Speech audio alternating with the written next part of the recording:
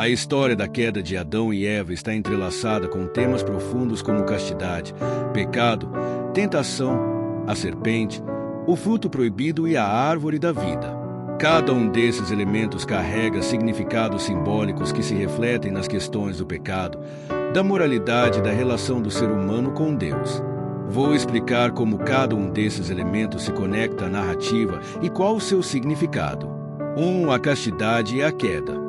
Embora o conceito de castidade, como o entendemos hoje, abstinência sexual até o casamento, não seja explicitamente tratado em Gênesis 3, a castidade, no sentido de pureza moral e obediência a Deus, pode ser vista no contexto da história. No Jardim do Éden, Adão e Eva estavam em uma condição de inocência e pureza antes de desobedecerem a Deus. Eles estavam em harmonia com a criação e com Deus, sem experimentar o pecado. A tentação e a queda, ao desobedecerem a ordem divina, simbolizam a perda dessa pureza e a introdução do pecado no mundo. O pecado em Gênesis 3 não é apenas uma transgressão de uma regra, não comer do fruto, mas representa a violação da obediência a Deus, o que compromete a pureza, ou castidade, espiritual do ser humano. 2. O pecado e a serpente. A serpente em Gênesis 3 é o símbolo de Satanás ou do mal, muitas vezes interpretado como o tentador que desvia os humanos da obediência a Deus. A serpente engana Eva, distorcendo a verdade e incitando a dúvida sobre a bondade de Deus e a sua palavra. Certamente não morrereis, porque Deus sabe que no dia em que comeres dela se abrirão os vossos olhos, e como Deus, sereis conhecedores do bem e do mal. Gênesis 3, 4, 5. O pecado, portanto, entra no mundo quando Adão e Eva cedem à tentação e desobedecem a Deus.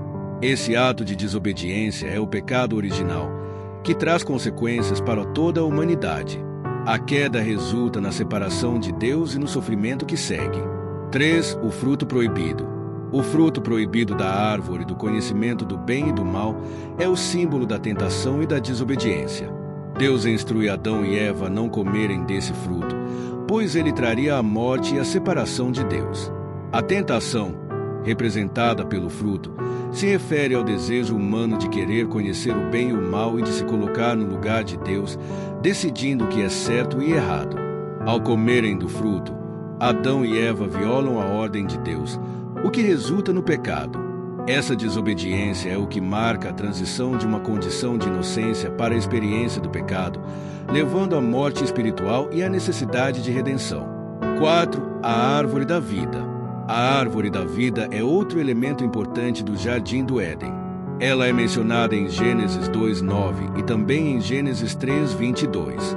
A árvore da vida é descrita como a árvore que concede a vida eterna. No Jardim do Éden, Adão e Eva tinham acesso a ela, o que significava que poderiam viver para sempre em harmonia com Deus. No entanto, depois de desobedecerem a Deus e comerem do fruto da árvore do conhecimento do bem e do mal, Deus os expulsa do Éden e impede o acesso à árvore da vida.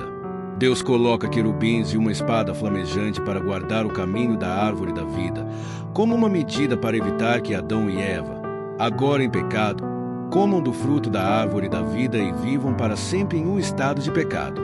Isso é visto como uma mercê divina, pois viver eternamente em um estado de separação de Deus seria um tormento.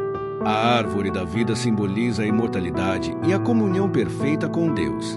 Em um sentido cristão, a árvore da vida é associada ao restabelecimento da vida eterna através de Jesus Cristo. No Apocalipse, a árvore da vida é mencionada novamente como algo disponível para os salvos, oferecendo vida eterna em plena comunhão com Deus. Apocalipse 22:2. 5. Voltar à castidade.